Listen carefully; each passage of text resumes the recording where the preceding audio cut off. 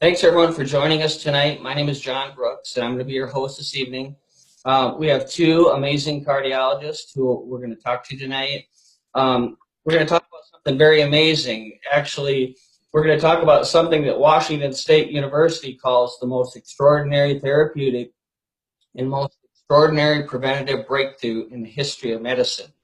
Okay, and so joining us tonight is Dr. Pratiksha Gandhi and Dr. Mark Gordon. We're going to start with Dr. Gandhi. I'm just going to tell you a little bit about her. Dr. Gandhi is a global healthcare leader, preventive cardiologist with a mission to eradicate cardiovascular disease by preventing heart attacks and reversing heart disease using non-invasive, cost-effective treatments. She was India's first woman preventive cardiologist and founder of IPC, which is the Institute of Preventive Cardiology, which he founded in 1999 in Mumbai.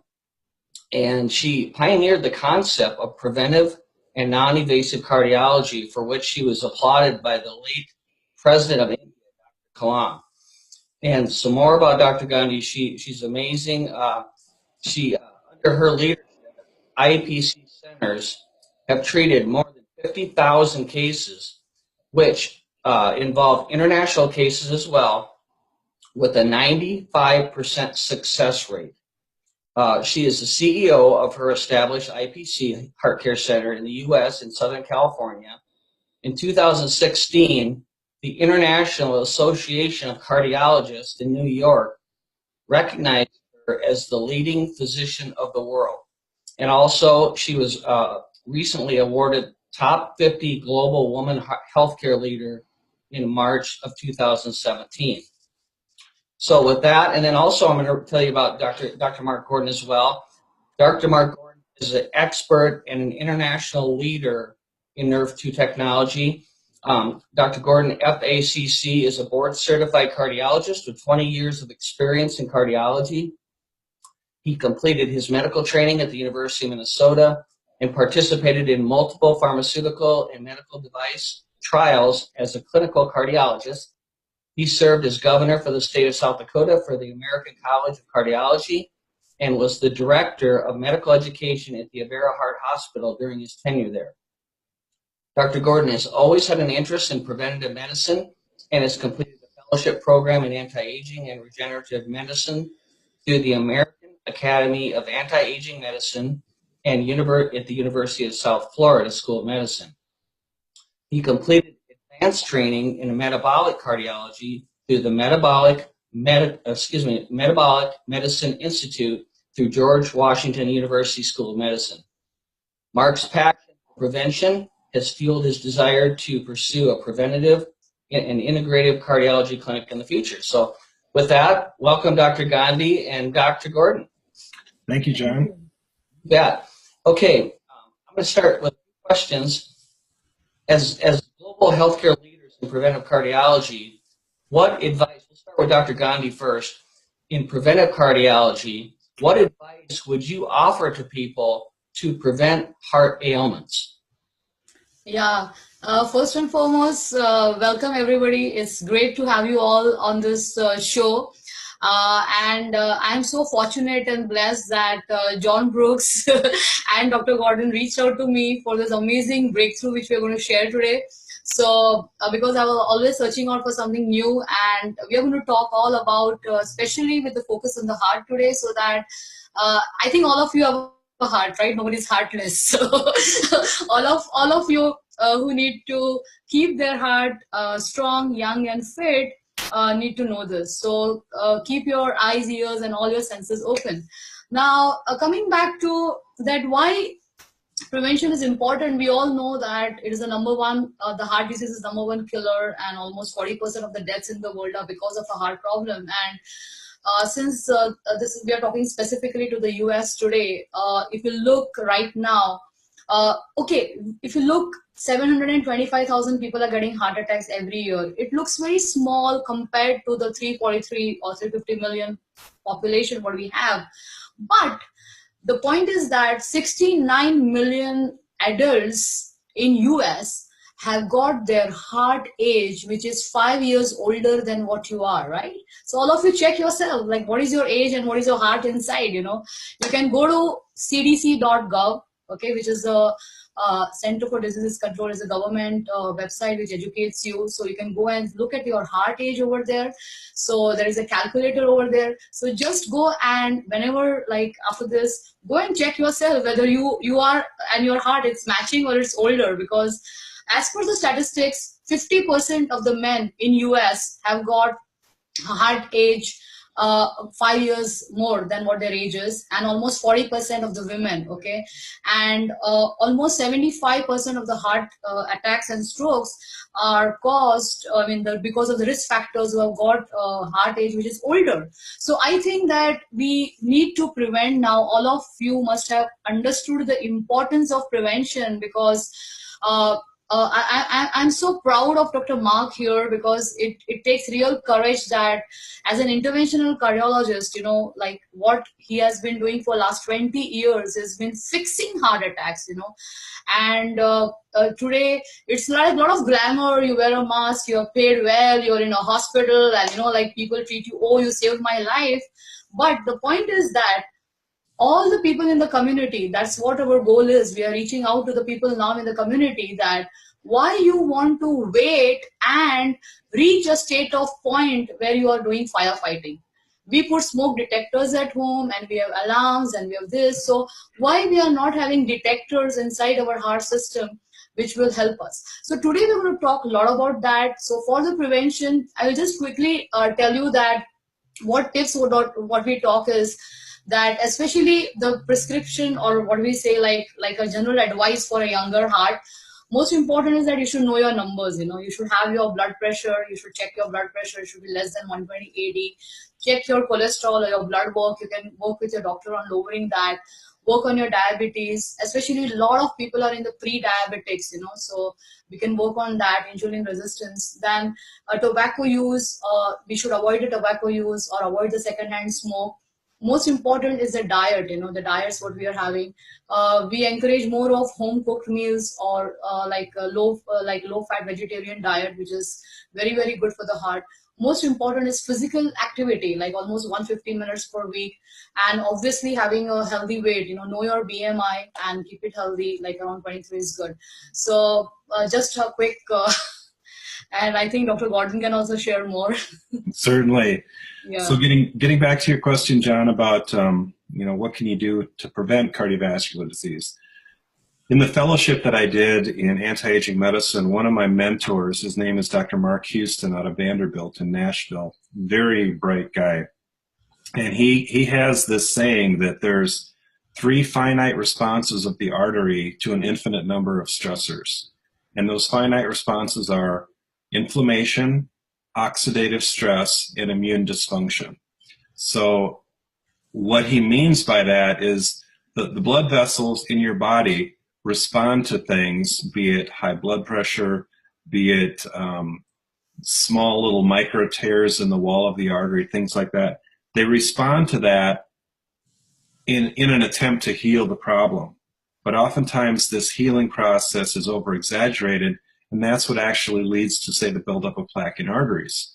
When your immune system is out of control, when your inflammation in your body is out of control, and when your oxidative stress is out of control, it causes that healing process to function in a maladaptive way. And instead of making a nice, smooth, healing scar over, say, the tear in the micro part of the artery, it causes this big cholesterol plaque to build up. So, we always thought that it was just cholesterol that led to cardiovascular disease, but it's really much, much more than that. And Dr. Gandhi can attest to this, that the standard lipid test that people do here in the United States doesn't really help that much, because it kind of gives you the 30,000 foot view, but you really need to dig deeper. And specifically what you need to look at is the oxidized LDL. The LDL cholesterol that is oxidized, and a standard lipid panel does not do that. You have to get an expanded lipid panel to do that. The oxidized LDL is the nasty stuff. That's the stuff that gets into the wall of the artery and starts to form that plaque. And the reason it's oxidized is because the oxidative stress in that individual is high for whatever reason. There could be a number of reasons. Poor exercise, poor diet, other chronic inflammatory conditions that might be going on in the person's body at the time. It's well known that people with autoimmune diseases have higher levels of coronary artery disease because their inflammation all throughout their body is much, much higher. And so that accelerates the process of forming plaques in the arteries. So standard cardiovascular treatment basically is, I tell people, if you need a muffler, you go to Midas, because you're going to get a muffler if you go to Midas, right? If you go to a cardiologist, you're probably going to get a stent. But Dr. Gandhi and I would like to do everything in our power to try to prevent people from getting stents, okay? And there are ways that you can do that through integrative healthcare, through diet, exercise, lifestyle changes, and so forth. And that's kind of the goal that Dr. Gandhi and I have, is to try to help people get through this process without winding up with a bunch of hardware in their heart. Wouldn't you agree? Yes, absolutely. So Dr. Gandhi, perhaps you could talk a little bit about the role of, say, inflammation, oxidative stress, and what you've done and what you see as the potential therapy for that. Absolutely. Actually, as you rightly said, that standard care, according to me, is no care, because we are missing out on a lot of the cases. And currently, there are a lot of pitfalls and gaps in the diagnosis and the treatment. And as we see that, as you rightly said, that even after doing angioplasty or bypass, the blockages are coming back. That's what we always, see. So because we are not able to go to the root cause, that is the inflammation and oxidative stress. And till now, I think all these years, we just knew that we have to eat right or exercise or diet and all that. But the NRF2 activation is such a powerful technology, and it's a real new breakthrough in medicine, what the Washington State University, the results are. So let us a little bit talk about let's go to the cellular level, that we have all studied in high school biology, that the cell has got mitochondria, which is the powerhouse of the cell. And there are a lot of, in the production of the energy, there are a lot of free radicals, which are excreted in the cell. And when we are young, there is a good healthy balance, which is there, of the antioxidant enzymes which are secreted, which combat these free radicals, But as we age, somewhere this gets lessened, and oxidative stress increases, and not only heart, but I think all the diabetes, which is one of the biggest risk factors actually in heart problem, what we call the other diseases also related. I'm not getting, because we are putting mainly to the heart, but the point is that it is very important to reduce this oxidative stress. And one of the main reason why the blockage begins is, like as you said, the nasty little guy, small oxidized LDL, which actually should be tested. That is also happening because of oxidative stress. So when the NRF2 protein messenger is activated in our body through the right ingredients which are administered, then it can go, and it goes, and it's like a messenger, it's like goes through the nucleus, and then it goes and knocks on the genes, and the good genes which will produce these enzymes start getting regulated, and a lot of these anti-inflammatory genes get activated, anti-fibrotic. So all these genes start getting activated. And what I love about the NRF2 technology is that it is so natural, because I always believed in something like I have actually a tagline that heal your heart naturally, So I feel that this technology is so powerful, because this is something which I've been talking for 20 years, and I think that law of attraction brought me this breakthrough in medicine, that this NRF2 activation will now go and actually correct your body's wrong things which were happening, and make it right, so that your body, it starts healing itself and starts working on your cardiovascular system in a very positive manner. Mm-hmm. That's excellent. And so the thing to point out is, this NRF2 protein that we're talking about, it's not just effective on the walls of the arteries, it's effective all throughout the heart and all throughout the body. Absolutely. For that matter. But since we're talking about the heart tonight, There are studies that you can go read on PubMed about NRF2 activation and the protective effect that it has on the lining of the coronary arteries, the endothelium, on the heart muscle cells itself, on the electrical system of the heart, and so forth. And so some of the studies, in fact, looked at the protective effect on heart muscle cells in a condition called pulmonary hypertension, and how it could prevent the development of congestive heart failure on the right side of the heart related to pulmonary hypertension. Perhaps, Dr. Gandhi, you could just give an explanation to the audience what pulmonary hypertension is and why that's such a bad thing, and why it's important to protect your heart.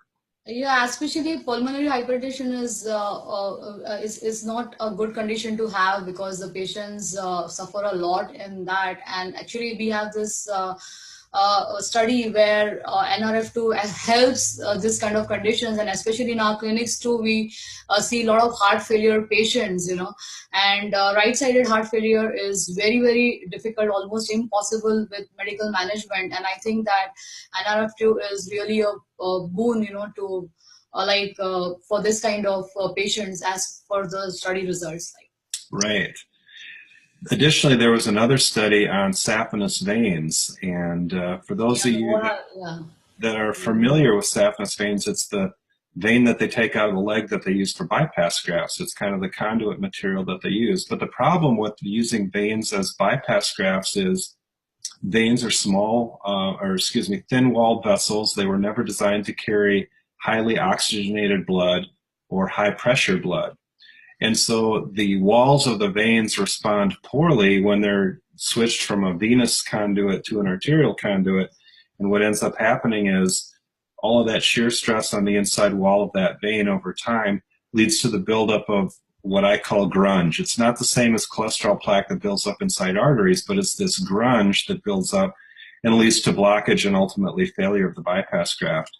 And in one of the studies, they found that NRF2 activation could completely halt that process. Absolutely. And that's a critically important thing for patients that have had bypass surgery.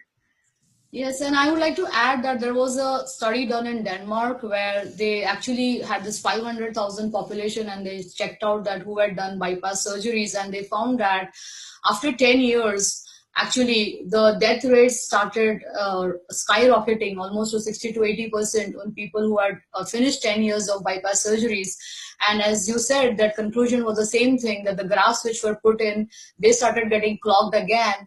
And so most of the times the surgery lasts for 5 to 10 years, then people have to go through. So like there's a trend in Australia, like people have to do 2 times, 3 times and redo surgeries. So that is where I feel that NRF2 activation technology can help a lot of patients after even angioplasty or a bypass, because the audience has to understand that angioplasty or bypass are just temporary methods to increase the blood supply to the heart.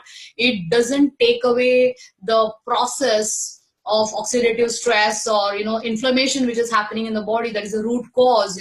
So that is where all these people need help with this new technology to safeguard themselves. Right, I agree. And so many people, after they've had a stent or bypass surgery, think, oh, I'm fixed, I'm done, I don't have to worry about anything anymore. And it's like, no, that's just the beginning, because from this point forward, you're going to be at higher risk for more blockages developing. And if you're not proactive right now and do something to prevent further blockage by reducing that inflammation and that oxidative stress, you're going to be right back here in a few months or years, and you're going to have more, right? Yes. And so that's a tough thing to get through people's head. And it always drove me crazy when I would have patients that would come in after perhaps a heart attack and a stent, and they were still smoking. It's like, what part of this do you not understand? That smoking is massively increasing your inflammation and your oxidative stress. So, right, we need to do a better job of educating. So my epiphany, so to speak, occurred, probably 15 years ago, when I decided I wanted to get more into prevention. And that was, I got called in at 2 o'clock in the morning. A 35-year-old guy was having a heart attack. So what do? You rush him to the cath lab, you put in a stent. And as we were preparing this guy to get ready to do the angiogram, I just said to myself, we have got to do a better job at preventing heart attacks. We have to do a better job at preventing heart disease, because 35-year-olds are not supposed to be having heart attacks. So The Western culture, the standard American diet is just, it's horrible, and we need to do a better job at educating everybody. Absolutely, and actually, what you face over there, actually in India, the problem is that the patients are getting the disease 10 years younger because of the stature and the size of the coronary arteries. As you see, that in the Asian race is smaller than the Caucasian race. So we have this. Actually, India is the diabetes capital of the world. Actually, with more than 35 million cases, and so I have this typical problem in the clinic. Like we have 32-year-old, like having already done 2 angioplasties, with small kid. So I feel that this kind of technology, NRF2 technology, will help this kind of patients a lot, because surgery is no answer. Mm-hmm. Yeah. All right, John, we'll give it back to you. Okay, great.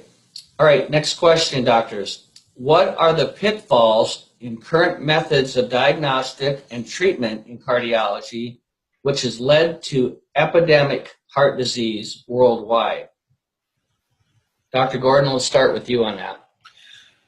Well, first off, I touched on it with regard to the cholesterol testing. So many people do cholesterol testing, standard lipid profile, where you get your LDL, HDL, triglycerides, and total cholesterol. And as I said, that's the 30,000-foot view. If you really want to get down to the nitty-gritty about what's going on, you do what's called an advanced lipid panel that looks at that small, dense LDL. It gives you an LDL particle number. It looks at the size of the HDL particles, which plays a role. It looks at some of the other lipid proteins as well, like ApoE, lipoprotein A, or LP(a), things like that, all of which carry their own risk for cardiovascular disease. And if you don't check for that in a standard lipid panel, so many people come in with heart attacks and they said, well, gee, I had my cholesterol checked 6 months ago and my doc told me everything looked perfect. Well, if you look at the statistics of people that come in with a heart attack, over 50% of people that come in with a heart attack have what would be considered normal lipids. Normal cholesterol. Yeah. And so that doesn't really tell you the picture. The advanced lipid panel is one way to do that. But unfortunately, most insurance companies will not pay for that test to be done. And it's not cheap. It's anywhere from $300 to $500 to do that test. So that's a problem with our healthcare system in the United States, is they aren't interested in prevention. They aren't interested in spending the money on prevention. So lipid testing is one problem. Another problem is the best test to look to see if there's actually plaque in your artery is a coronary CT angiogram, or a CAT scan of the heart, where they inject some dye into your vein in your arm. So it's non-invasive, other than just having an IV. But that really tells you the amount of plaque, the amount of blockage, and so forth. And again, most insurance companies won't pay for that test either. They'll pay for a stress test, which has an accuracy in women of about 50% and in men about 65 to 70%. So it's wrong far too often, whereas a coronary CT angiogram accuracy is about 99%.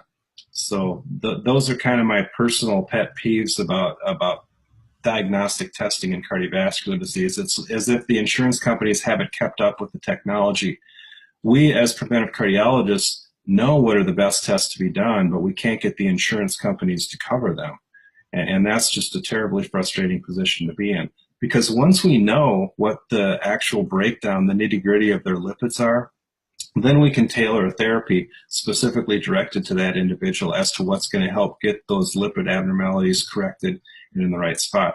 And likewise, if you do a coronary CT angiogram on somebody, they may have a plaque that causes a 30% blockage, but that would never be detected on a stress test, even the best stress test in the world. So if you have a normal stress test and you have normal lipids, you might say, oh, my heart's fine, I don't have anything to worry about. And then 6 months later, you have a heart attack and you go, oh my gosh, what happened? Well, it was probably because that 30% plaque that was missed on your stress test ruptured, caused a complete blockage, and led to the heart attack. And so with the right type of testing, you can detect these things early, get them on a preventive protocol, and hopefully prevent that disastrous event down the road. And Dr. Gandhi, I know that you've had some interest with some other diagnostic testing maybe you can talk about. Yeah, sure.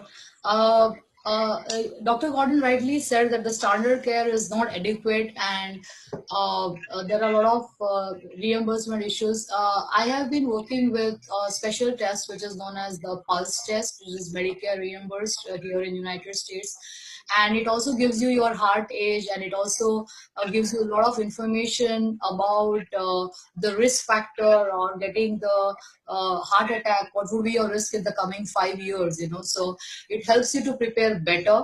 So I work with Dr. Harrington, who is the co-inventor of this test. So there are interesting things out there, but like Dr. Mark, the usual problem is that for prevention, people are always like having lack of time or not willing to do, and that is the reason why we are doing the science webinars, because we really want to do our part best as doctors to reach out and share this information. I have been fortunate. I have done a lot of work with city coronary scan, because in India we can order CT scans, and because our outpatient practice is mainly cash, so it becomes very good. So I've been fortunate that I have been on the aggressive prevention side, and people have cooperated, and I have been able to detect people at early stages of the blockage. And the biggest myth which is there with the interventional cardiology, where Dr. Mark would agree, is that they always operate when the blockage is more than 70% and obstructive, because they say that lesser than that they can't do. But majority of the heart attacks are happening in blockages less than 70%, and I think that is the biggest pitfall, and that is the reason why we are getting 525,000 new cases, because cases are being missed, and people don't know, they don't have this knowledge. Then another major pitfall what I see is that, like, there was this courage trial which has clearly shown actually that optimum medical therapy, if a patient is on a good medical management and cardiac rehab, then doesn't need, they compared with angioplasty who had done, they don't need the angioplasty if they do it. But the problem with the Americans is that they just want something to happen, something to be fixed. And I have actually met, in fact, a lot of cardiologists who don't want to do the procedures, but it's like people are just like, no, I'm paying my insurance, I'm paying this. Now I have a message that, okay, fine, your insurance is going to pay you everything, you don't have to do anything, but what is happening to your body? You're going and just like further rupturing the blockage, and creating more inflammation and all those body mechanisms over there. So I think the mindset of the people have to change somewhere, and come out of this kind of things that something needs to be fixed, and focus more on technologies like NRF2, early detection, and proper diagnostics, what Dr. Gordon and we shared, and go on more natural methods. And another treatment method which I have been working extensively has been EECP, which is Enhanced External Counterpulsation Therapy. So, which is also actually again US FDA approved, but unfortunately it is after bypass and angioplasty. But in India, I could do it in patients who wanted to avoid that. There is also amazing technology where you can open the collaterals of the heart naturally and increase the blood supply to the heart. So I think the message is very clear that bypass and angioplasty increase the blood supply to the heart. They do not like it is, there is no guarantee that you may not get a heart attack after doing that. So if you just do natural methods and this, then prevent yourself, I think there's a far better way of managing a heart problem than going through the standard methods of doing it. That's what is like I wish to share. Okay, great. John, back to you. Well, it's obvious that both of you doctors are passionate about prevention, and I want to ask about what is the new breakthrough in medical research, which, according to many published things, will actually revolutionize the field of preventive cardiology that you guys can elaborate on. Yeah, so as we discussed that we have the studies about NRF2 activation, and according to me, that is the greatest breakthrough, because the way I look at it is that we had this entire era of cholesterol and statins. The statins started moving because we always could show some numbers that what is cholesterol, do a statin test, and then again, give statins and again see the numbers. So the same way, the latest breakthrough, which is the NRF2 activation, the studies have been done where you can measure oxidative stress before and after the NRF2 activation takes place in your body. After that, again, you can repeat and measure your oxidative stress, and it has been shown that it is possible now to lower your oxidative stress in a much more effective manner, faster manner, and which was never ever possible before in the history. And that is what something has excited me, because like from last 20 years I've been working on oxidative stress, free radicals. I've also because I've been one of the proponents of chelation therapy, which is also known to reduce free radicals. I've co-authored a book with Dr. Alman Cranton, who is one of the authorities in US for chelation, has written book bypassing surgery. So I wrote the India edition with him. So like I worked a lot on finding methods to combat free radicals, and I feel that the concept of giving vitamins is outdated. It is not. It is weak, and what we have found is very, very potent. It is like it's like a Ferrari, I would say. Yeah, one of the problems with the standard therapies in cardiovascular disease is they don't address the underlying problem, the thing that led to the plaque buildup in the first place. They treat the end result. And when I first heard about NRF2 activation, I was very intrigued because it was not something that I learned about in medical school or any of my advanced medical training. But it's because NRF2 was discovered in the mid-90s, and that's when the research really began. And now we're starting to get enough research behind NRF2 that we're beginning to realize what a huge role it has as far as prevention goes. And I think that's why Dr. Gandhi and I are so excited. So, when I first heard about NRF2, I said to myself, well, we've got the statin drugs for cholesterol, we've got plenty of blood pressure medications and so forth, but we don't have anything that gets to that root cause. We don't have anything that gets to the oxidative stress, yes, which is what causes the oxidation of the LDL, which causes the buildup of the plaque in the first place in the arteries. So wouldn't it be cool if we had a way that we could reduce that oxidative stress and reduce the likelihood of the LDL becoming oxidized and therefore leading to plaque formation and so forth?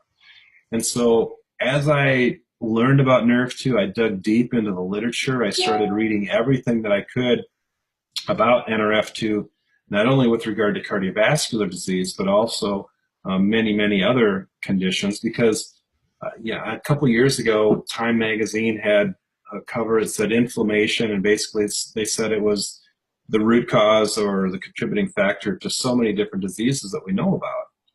And if you look up oxidative stress, if you go to pubmed.gov and just type in the term oxidative stress, there's, something like 200,000 articles associating oxidative stress with just about every disease on earth that you can imagine. And so reducing oxidative stress can have a beneficial effect, not only for cardiovascular health, but also for the entire health of your whole body. And unfortunately, the diets that we all eat are not adequate. I know that many of us who are on this call try to stick to a very good plant-based diet. And I try to stick to a Mediterranean diet as much as I can. I'm not a vegan. I think Dr. Gandhi is. Are you? Yeah, almost. Almost, okay. Well, I ate a lot of fish, a little bit of chicken. I cut out beef and pork this January 1st, and so I've been feeling better. But you don't necessarily have to do that. There's healthy, low inflammation diets or anti-inflammatory diets and so forth that are paleo as well. So I'm not here to push one specific diet on anybody. But I tell people, if we all lived in the Garden of Eden and ate just the foods that were there, none of us would need anything further as far as supplementation or activation goes. But the reality is we don't. And the food that we're exposed to has been sprayed with all sorts of pesticides and things that are endocrine disruptors and cause other problems with inflammation and oxidative stress. So we need an additional boost. We need an additional advantage that we can get by taking a plant-based supplement that can cause that NRF2 activation. And so when I started reading all the studies on this, I just got very excited and thought, this is something that we haven't tapped into. And now even the pharmaceutical companies are getting excited about it, and they're trying to basically recreate nature.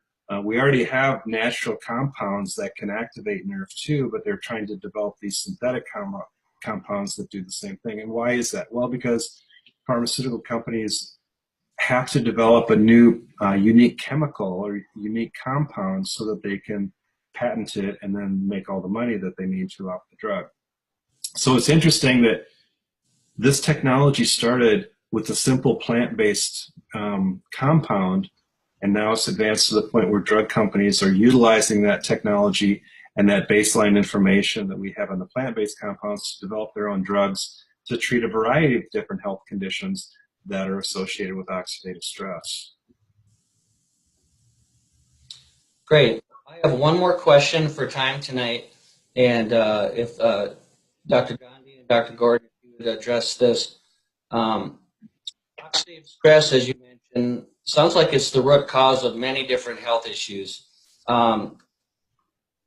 When we grow up, our genes, if we look at our ancestors and look at different things, you know, it's kind of exciting. Sometimes it's not exciting to think that, hey, my mom or my dad had this disease or my grandparents had this disease, and guess what? It's coming down the pipe for me. How does this new technology with NRF2 affect your gene expression? Well, that's a great question.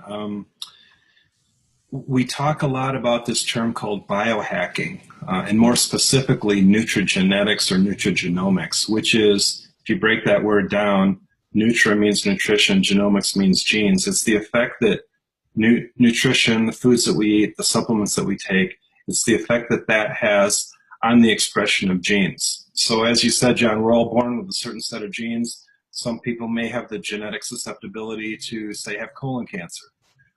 Well, it used to be, we thought that, you know, if you've got that genetic susceptibility, there's really not much you can do about it. But now we know that you can turn on and you can turn off certain genes. And so if you do have the genetic predisposition to, say, having colon cancer, eating the right things and taking the right supplements may turn those genes down or turn them off so they never get expressed and lead to the development of cancer. And that's just one example. There's numerous other examples where you can talk about activating the good genes and deactivating the bad genes. And that's what we're really doing with this NRF2 technology through nutrigenomics. And that's what's so exciting. You know, 15, 20 years ago, we never would have dreamed that we could do that with something as simple as a plant-based compound. But it turns out that, you know, nature perhaps may have the best pharmacy available to us if we would just utilize it. And people are recognizing and discovering things all the time now that can help us in the preventive world. And I'm really excited about that. Yeah, and mainly like I come across a lot of people like, you know, whose parents have got a heart problem or they have died of heart disease, and most of the times they are living it to fate, you know, oh, like, you know, they had it, I will get it, and they become very laxed, you know, and they don't want to take preventive measures that living up to fate that anyways I will get it. So I think this is a great boon for the people, and I believe that there is this WHO slogan which is there, that place people's health in their own hands, you know. I think it's very powerful, you know, and I used to always wonder that how can you place people's health in their own hands, you know. But I feel with this NRF2 activation technology and the plants-based supplements, which is so easy for people, that they can work and, you know, make good genes, like turn on good genes and control the lot of oxidative stress which relates to aging and heart problems and all. So we have got something amazing which was never before, and I feel that it will empower a lot of people around the world to take care of themselves. Yes, absolutely. Perfect. Well, prevention is better than cure, but no one walks the walk. Walk the walk on prevention. And Dr. Gandhi, if you want to have your closing remarks on that. Oh, sure. Actually, yeah, because Working in prevention is really sometimes gets frustrating, because I've given so many talks, I've lost count of it, done talk to millions, but Mark has been lucky. They all come to him, and they're all in a rush, and they listen to him what he says because they are in emergency. So they have no choice, So, but when people come to us, they are not in emergency, right? So they want to stray around a lot. Anyways, but the point is that that's why I said that walk the talk. That the point is that I feel that majority of the people are interested in prevention, and very few are committed to prevention. Now, what I mean by that, is like when you're interested in prevention, you may do, may not do, or do what is easy and convenient, But when you are committed to prevention, you will do anything what it takes to prevent a problem, and that's the difference. So I'm hoping that the audience out here and all the wonderful people who have been listening to us, and thanks for your time, and and we hope that me and Dr. Gordon have shared whatever our experiences and knowledge with you will benefit you. But walking the talk is that taking action, being committed, doing whatever it takes to keep your heart healthy, keep yourself healthy, keep your family healthy, keeping the people around you healthy, and taking the steps which are necessary to achieve that positive state of health. So I think that I would just want everyone to awaken to this wake up call by the two cardiologists out here, and especially Dr. Mark, who has given up his cath lab and is dedicating most of his time for prevention. I really salute this great man, because we America needs doctors like him. That's what I truly feel, that who is reaching out to more and more people. And I think now at least we all can sleep well at night, that we are not giving the bad news, but we are giving the good news that you can take care of your heart and you can take care of your health. Thank you so much. Thank you, Dr. Gandhi. I just want to close with one thing. There's a lot of truth to some old Chinese medical texts, and I found this quote. I'm going to read it to you. It was from a first century, no, it was actually from 2600 BC, the first Chinese medical textbook that was ever written. And here's what it said: superior doctors treat the disease, mediocre doctors treat the disease before evident, inferior doctors treat the full-blown disease. So is your doctor an inferior doctor, a mediocre doctor, or a superior doctor? That's the question you need to ask yourself. Wow, that's good. Yeah. Great. So I just want to say thank you for everyone for joining us tonight. Please get back to the person that invited you this evening on this webinar for more information. As Dr. Gandhi and Dr. Gordon mentioned, a major breakthrough, and we're very, very excited. Thank you for joining us tonight, and have a great evening. Thank you, everybody. Good night. Thank you. Thank you.